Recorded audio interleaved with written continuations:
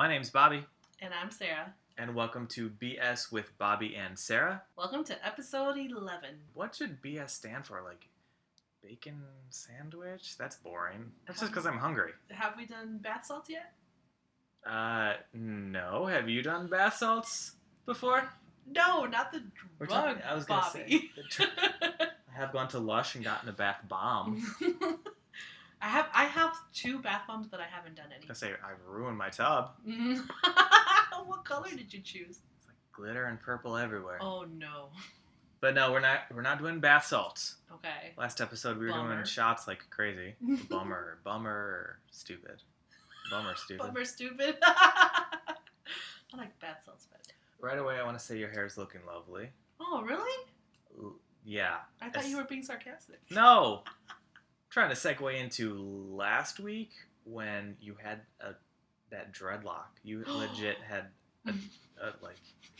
not a good style dreadlock. Nope. You had homeless woman under the highway overpass dreadlock. Yes, I did, and I feel so bad for those people because, oh my goodness, it gets heavy and it pulls really awkwardly on your scalp. And Okay, but first, how did it even get to that point? Okay, so I was on a dog sitting gig, which was I think in a week and a half, and I didn't have a brush. So after my showers, even if I put conditioner in it, without brushing it out, my curls get all crazy. Yeah, you have really curly hair. Yeah, so I just kept on putting it up and up and up every time, and it just got crazy. And then finally, when I got to my house with the brush, I was attempting to do it, and I timed it. It took 12 minutes. It was a crazy to brush out. It was a crazy knotted mass, just to. Yeah, it was like a mat, street dogs that you see with really long, that have to cut it out. That's what I was gonna mention. I was gonna be like, you looked like a stray dog on the side of your head.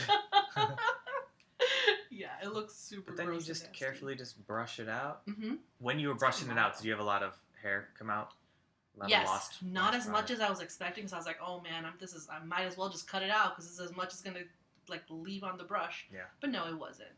What do you do with that hair? Remember how when I shave off my beard, I put the beard trimmings? Dang it, I threw it out. What a waste. Oh, don't worry. Plenty more will fall out. Okay. Well, I bring up bird and nesting material because I wanted to talk about a destruction of my window screens that a bird has done. It started as a little hole in the plastic window screen the size of a quarter. Over this past weekend, just sitting at the couch watching TV, a goldfinch has come back more and more and more. This dumbass bitch of a bird has been picking at the little plastic fibers constantly for 3 days and flying off, probably for nesting material. Yeah. I want to see this bird's nest. It has got so much material. It's probably comfy as hell. I posted a picture on our Instagram at BS with BS podcast. Caught that motherfucker right in the act. Yep, he was looking at you like, oh fuck, I'm busted. That didn't stop him though. But the hole went from the size of a nickel. It is now small. A 5x7 picture could pass through it. It is huge. Yeah.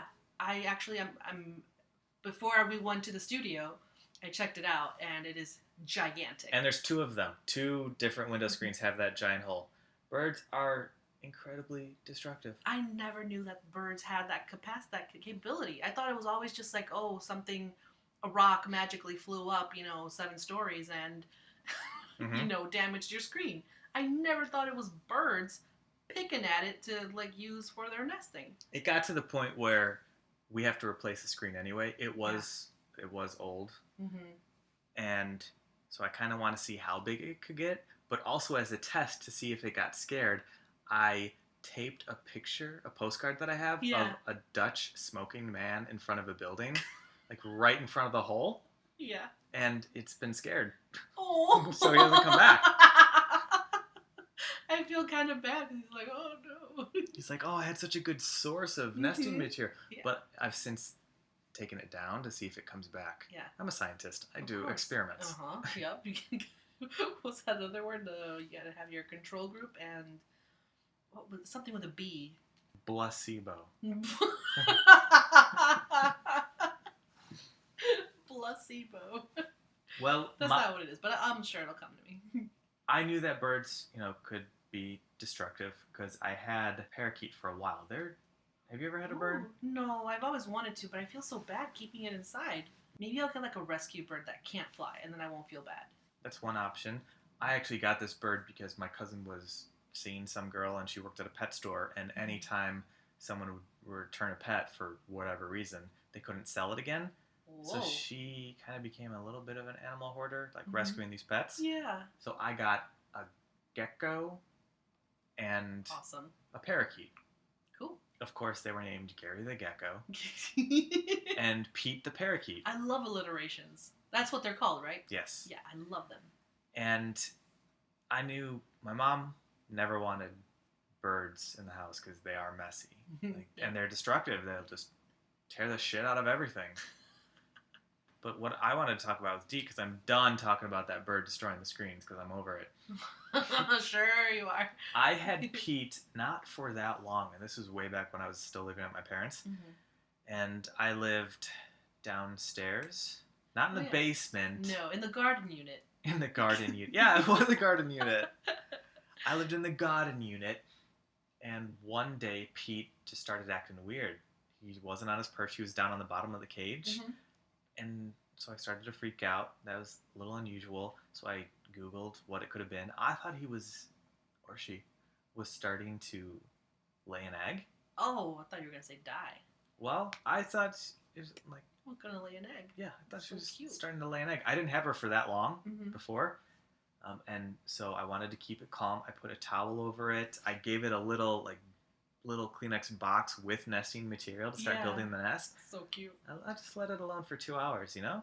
And then I check on it, and it's dead. It did die? It did die.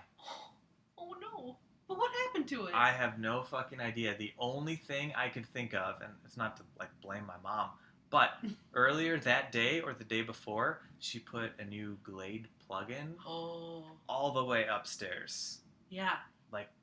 8 rooms away, down 2 flights of stairs.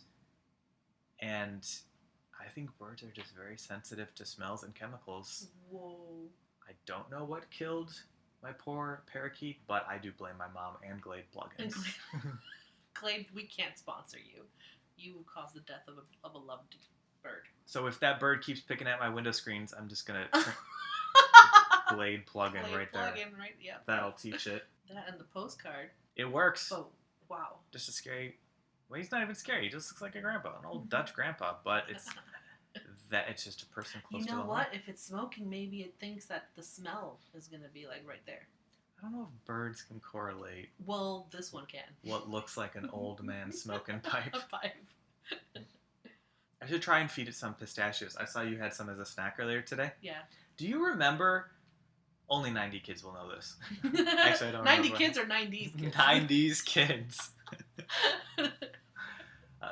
Pistachio shells used to be red. I totally remember They that. used to be dyed red, and your fingers would turn red when you would break open the shells. And now they're not. Were they painted?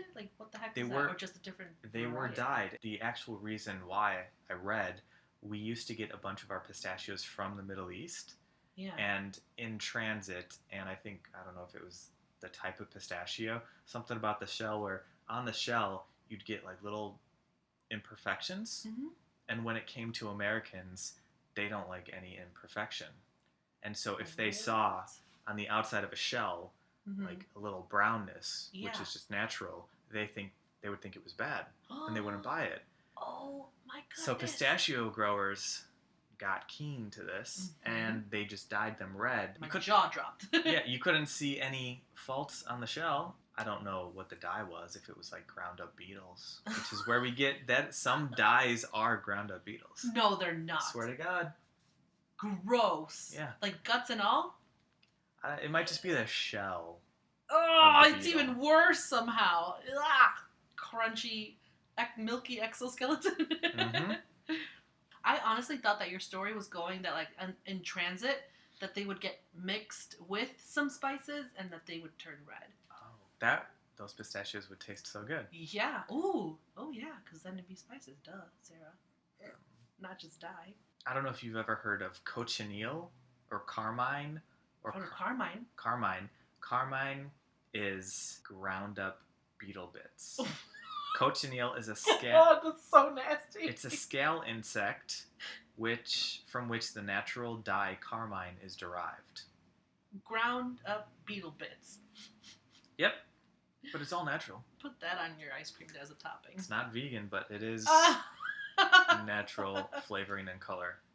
Gross, gross, gross. But now I think we get most of our pistachios from California, and the California variety, there's not as many defects in the shell, so they don't have to dye them anymore. But I miss that. Plus you don't even eat the shell though, so what does anyone care what they look like? Consumers are fucking idiots. I wonder if you can still find them somewhere. I miss the red pistachios, but just having them as a memory, they have to suffice. It's the little things like that. Yeah, it's the little things. Ooh, speaking of the little things. Yeah. So there's this thing that I do with my nails. I would describe it as like a simple pleasure, but maybe even like super simple pleasure. I don't know if you've ever left your nails like super long, but only I do. My pinky.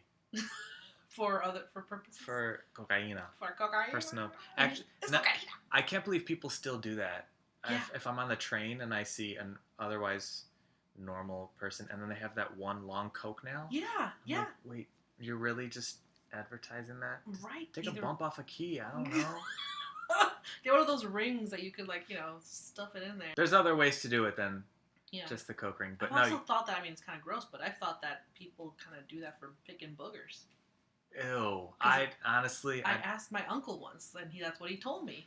But now, as a grown-up, I'm like, so maybe there's another reason. Yeah, is this the crazy uncle? Or the most fun uncle? No. Hey, fun Uncle Eddie, now we know why you're fun. Continuing the story. So what I really like to do when my nails are super long is I will put them against my lip, like the back of my nail. Okay. Because the part that sticks out from my finger is really cold. Weird. And so I just love the sensation of it. Here, let me see. I don't know if you can feel it. Can you feel the difference? Oh my god, that is weird. Right? I could feel the heat from your fingernail. Yeah. But then any growth past the It's cold. Temperature difference. Is that when your nails are painted? No, it's whenever. Anytime. Yeah. This is so weird. I've never heard such a thing. So yeah, I love it when my nails are this long because I'll just be chilling and putting my fingernails up against my lip and taking turns because it warms up pretty fast. But yeah, your lips are pretty sensitive, so they pick up on that difference real well. And that's a simple pleasure I have. I friggin' love it. That's adorable. God, if only I could grow out my nails, but do a coke nail just to experience it. Ugh, that's my booger picking now. Sugar booger. Wait, booger sugar. Booger sugar. Yeah. Disgusting. Maybe that's where the booger thing came from. Okay, what else? When bread pieces match perfectly. What are you talking? Like a loaf of bread, and you're gonna have a sandwich, and they just match perfectly. They usually do, but sometimes I was gonna say, if you cut a loaf, they should every single piece should match the piece before it and after it. I don't know. This is another one that a lot of people will definitely relate to. Is the sound of a fire when it's crackling, those little cracks. Yes. They made a whole freaking channel for it for Christmas. For Christmas. The Yuletide log. That probably has to do with our primitive brains when we were cavemen, just around a fire, and the fire cooked our meat and kept us warm and provided safety at night. Just that crackling. It kept us alive. So soothing. That's a good one. Okay, the way I worded this. When a strong breeze blows out of nowhere and it suffocates you just a little bit. Oh my, that's so poetic and dramatic. Right. I forgot that I wrote it down that way. But yeah, have you ever felt that? You're walking along or something and just a random strong breeze comes up and you're in the middle of a sentence or in the middle of inhaling or exhaling and it just kind of takes your breath away? I can't say that I do recall, but that sounds quite exquisite. And then I put, no, choking on a Kleenex, LOL. But no, that's not a simple pleasure. I don't know if you've ever experienced this when you're blowing your nose and you go to breathe back in and then the Kleenex gets sucked up into your mouth. That happens to me all the time, and you would think that I'd learn by now, but nope. I still choke on Kleenex all the time. Aww. Aw. She's so special. Fuck you, Bobby. Standing alone in a place where it's usually really loud or busy. So if you were in the middle of a busy train station, just standing there in people's way, they're trying to get to their train, you're just like, stand there listening?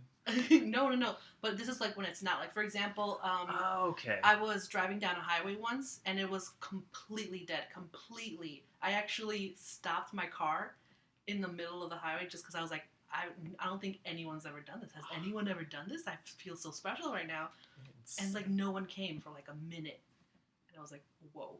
So that felt like really cool. That's crazy dangerous. Pleasure. Which highway were you on? I think it was either 90 or 290. This was back when I didn't have much regard for my safety. Oh, yeah. And then one of the last ones I have on here is when the total, like when you're pumping gas, comes out to like the same or even. Like, I get a lot of like 21, or I don't know, just like repeating numbers. 666. It's a sign. Yeah. So it's not even a case. Most people like it if they hit on the dollar amount, like $25 or $48, but you would prefer like $48.48? Yeah. Oh, yeah. Okay. Love that. Oh, simple pleasures. Simple pleasures. You know what is not simple? And No. I only recently came back into my mind for whatever reason. In high school, in my Spanish class, I was such a little shit, but also very creative. Of course, you choose a Spanish name. Mine was Roberto. Roberto, classic. Classic. And I guess I was just bored with that. Every week, I would add a bit to the end of that name. And your teacher allowed this? My teacher, I don't know. He didn't want to stifle my creativity. His name was cute. Mr. Gamboa, and we called him the Gamboa Constrictor. A creative class. Yes, we were. And it got to the point where I wrote that on all my projects. I wrote that on all my quizzes. I just had fun with it. And do you want to know what the entirety of that name was? Yes, I do. And of course, I'm going to have to put it on our Twitter and our Instagram because like it's insane. So it started with Roberto, and then Robertiquito. Okay. Oh, Little Roberto. Little Roberto. But then Quito turned into like Quitonio. And then it just... Like a whole other name It almost. snowballed from there. In the end, my official name for my Spanish class was Roberto Quitonio ve aunque u Salvador Guillermo Huyeño. Oh no, that's like a whole sentence. Yeah. And Oh, I'll show you right now. That's what it looks like. Oh my gosh. He took up 2 lines. I know the word aunque is an actual word, but I just like the way it sounds. I'm insane. Wow. I actually have to breathe in between saying this. This is super long and very creative. Thank you. I've lost that creativity in Aunque. my older years. Aunque.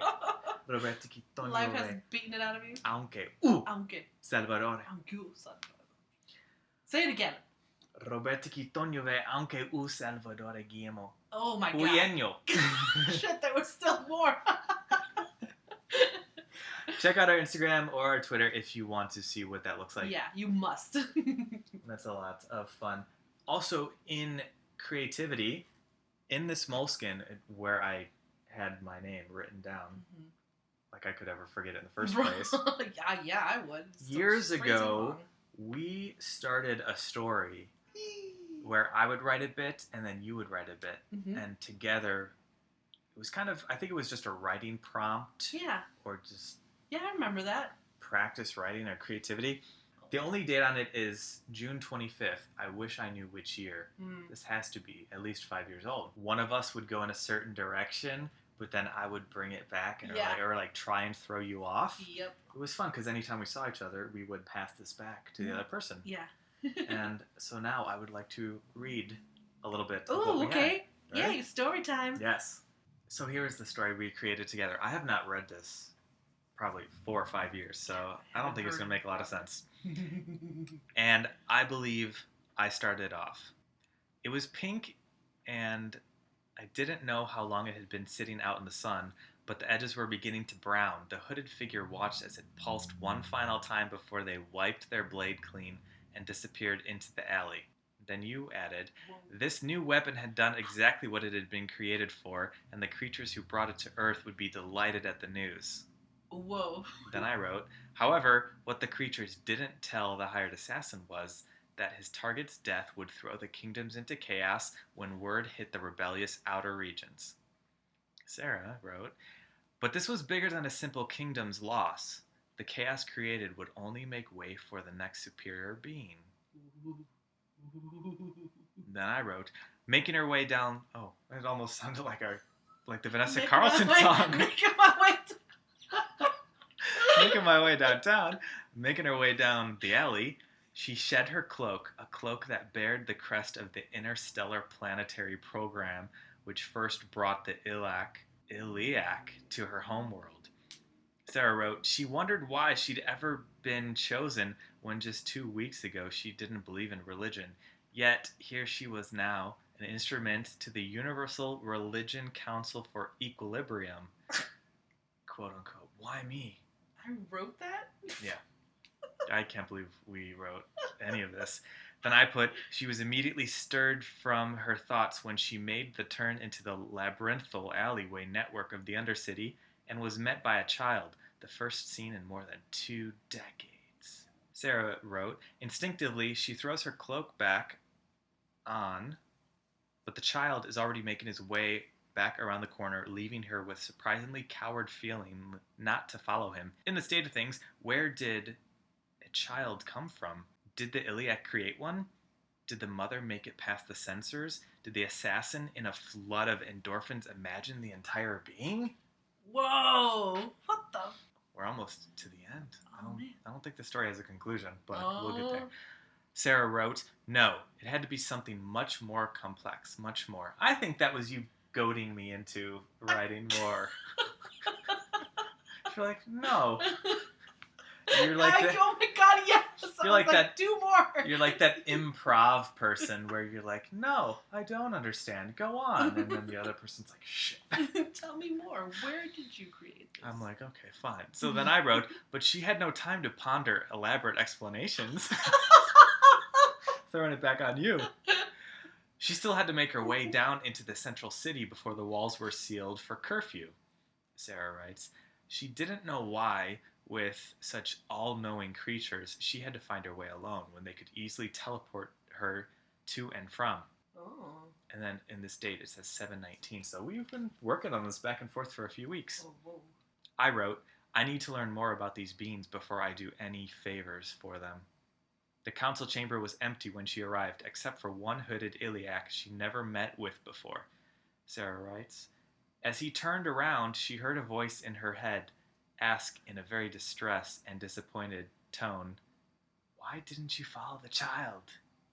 Oh, shit. Bobby writes, she had no idea that Iliac were telepathic as well.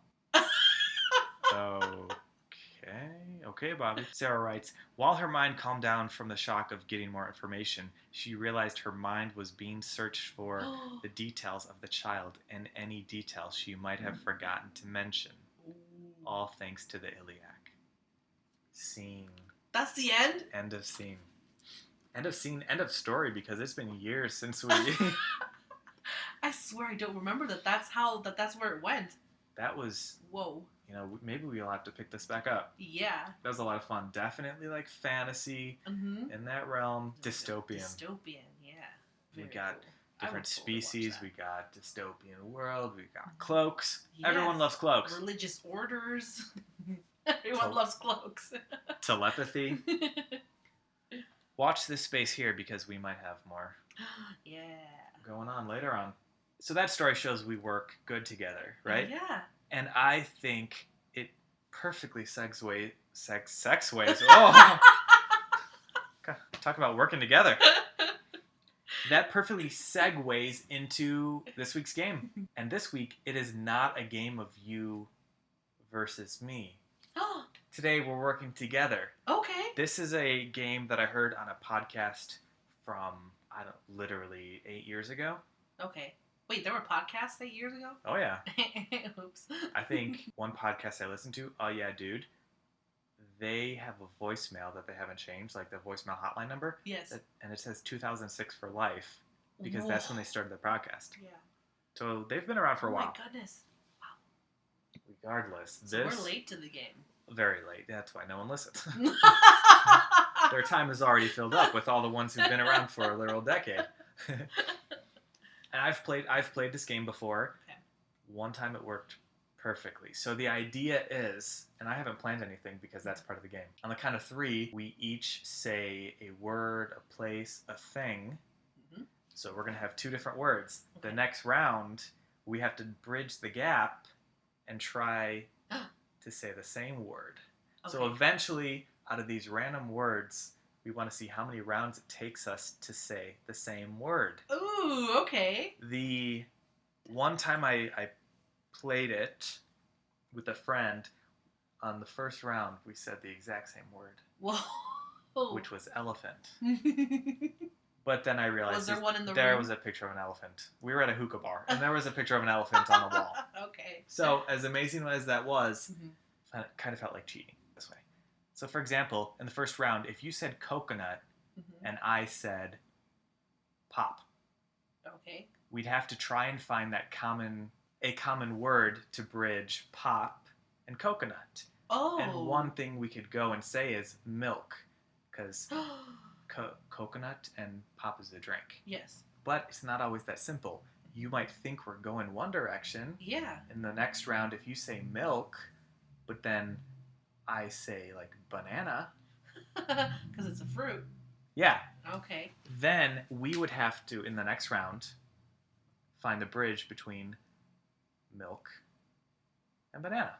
Smoothie. Let's hope it's that obvious, but sometimes it's not. Okay. So I would like to see how many rounds it takes us. Okay.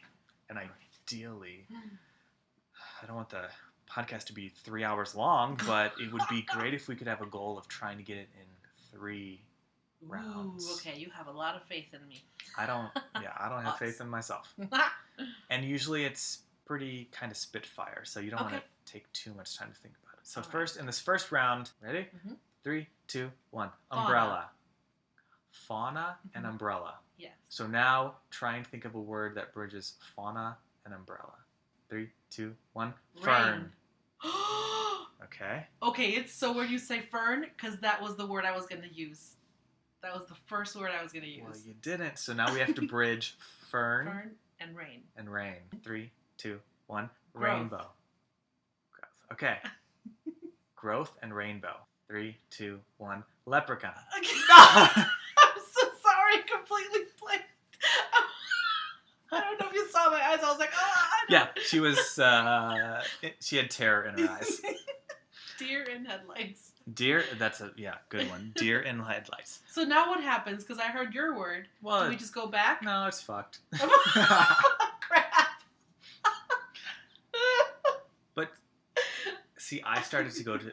It's hard to go from growth and rain, so I went to leprechaun, which could have taken us way off.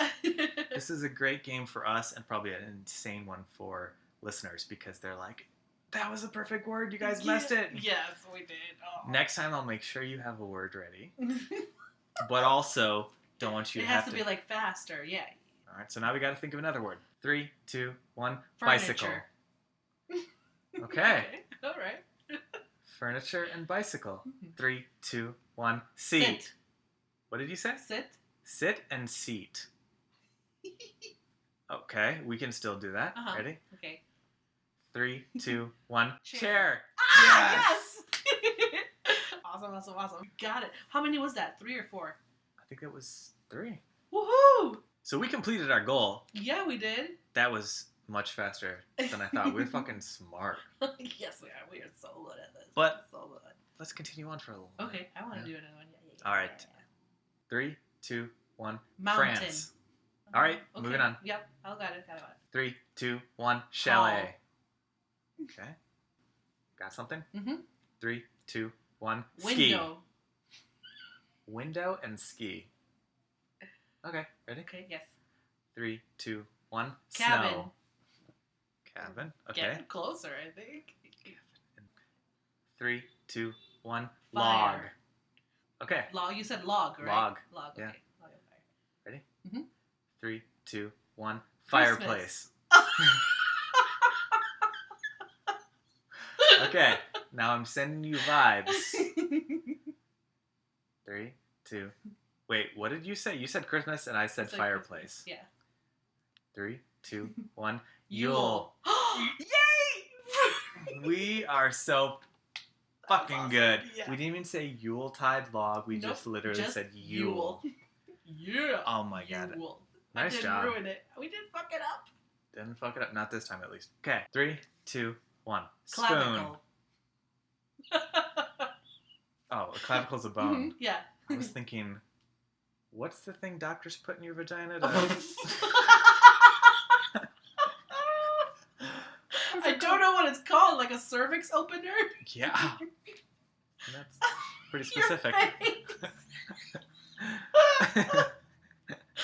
It was kind of like a happy shock. Like, oh. Okay, now clavicle, which is this, The bone, yeah. Like the collarbone. and spoon. And spoon. Wow.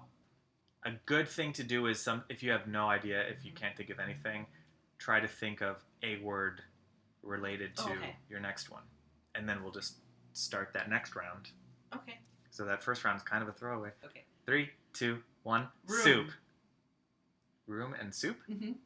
3, 2, 1. Bowl. Kitchen. Kitchen and bowl. 3, 2, 1. Cabinet. Dish. Okay, we are circling. We're circling We're there. so close. Dish And and cabinet. Mhm. 3, 2, 1. Plate. Cupboard. You just said the same thing, but a different So word. did you? I said a specific type of dish that you put in a cabinet, but you just said cupboard. Okay, so now we got cupboard and plate. It's like bowl and cabinet all over again.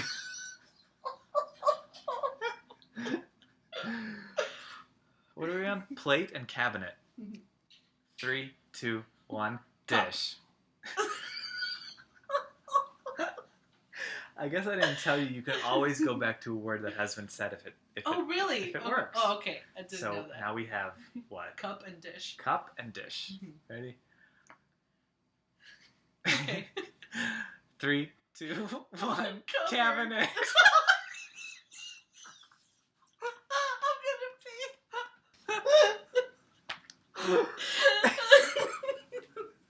I mean, I gotta give it to us. I gotta give that to us. I think it counts. Because Because- where do we go from cabinet and cupboard? It's the same thing. We'd have to choose one of them, and then we'd choose wrong. Of course. Oh, that's good. So close, but not quite. We really circled the drain on that one. Oh god, the drain in the kitchen with the dishes above the cabinet, I almost went with sink. I should have gone with sink. which I poured my soup down. Oh, Craigie. Oh my god. Wool. I think we need to end on a high note. And that was good as hell. That's such a fun game. We'll have to do it again. If you enjoyed that, let us know on BS with BS Podcast. That's our Instagram handle. That's our Twitter. Email us at bswithbspodcast@gmail.com. Try this game out. It's Yeah. easy. You just need 2 people and no words. Mm-hmm. 2 people that know words. I mean, if I can do it, honestly. That's all I got this week. Thanks for stopping by. We'll see you next week. I'm Bobby. And I'm Sarah. And this has been some Bullshit. BS. Oh, that too. How ironic that the words didn't match on that one. Oh my god. Perfect.